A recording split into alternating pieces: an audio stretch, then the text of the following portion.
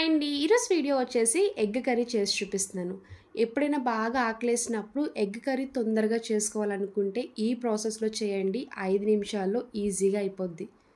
అన్నంలోకైనా రోటీ చపాతీలోకైతే super combination అండి.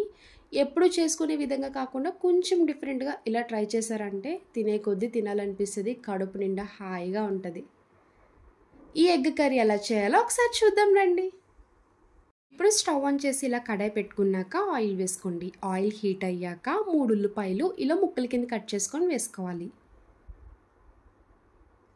ఉల్లిపాయ ముక్కలు వేసుకున్నాక కొంచెం సాల్ట్ వేసుకోండి. ఉల్లిపాయలు తొందరగా మగ్గిపోతాయి. ఈ ఉల్లిపాయలు లైట్ గోల్డెన్ కలర్ వచ్చే వరకు ఫ్రై చేసుకోవాలి.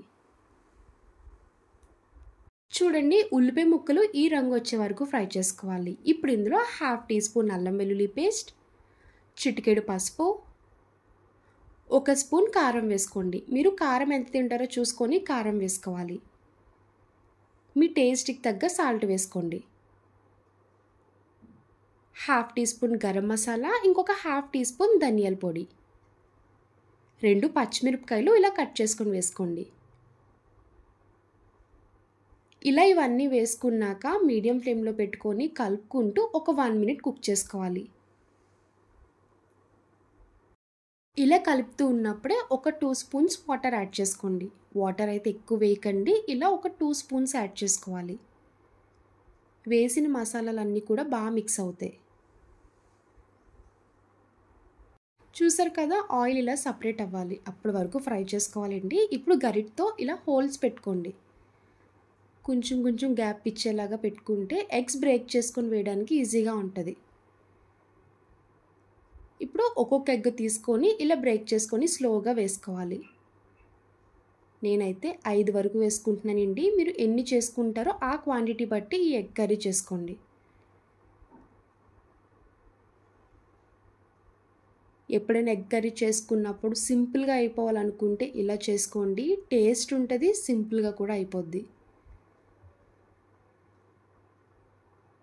ఇలా ఎగ్స్ బ్రేక్ చేసుకొని వేసుకున్నాక మూత పెట్టుకొని ఒక 2 మినిట్స్ వరకు కుక్ చేసుకోవాలి. అస్సలు కదపకండి, అలానే ఉంచేసేయండి. ఇలా 2 మినిట్స్ కుక్ చేసుకున్నాక మూత తీసుకొని చెక్ చేసుకోవాలి.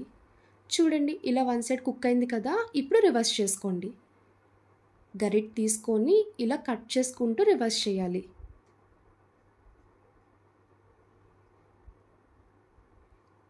ఇలా ఎగ్స్ అన్నీ రివర్స్ చేసుకున్నాక పైన కొంచెం కొత్తిమీర వేసుకోండి. కొత్తిమీర వేసుకున్నాక మూత పెట్టుకొని ఇంకొక 2 నిమిషాలు కుక్ చేసుకోవాలి. చూడండి, వేడి వేడి ఎగ్ కర్రీ రెడీ అయిపోయింది.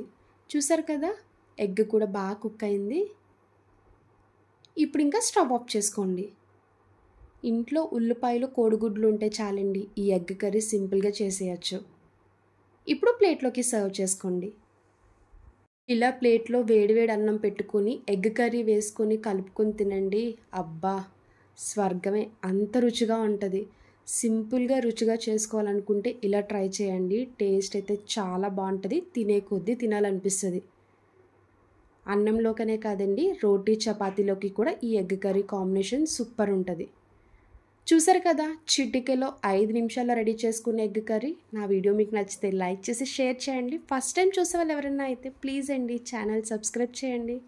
బాయ్ అండి.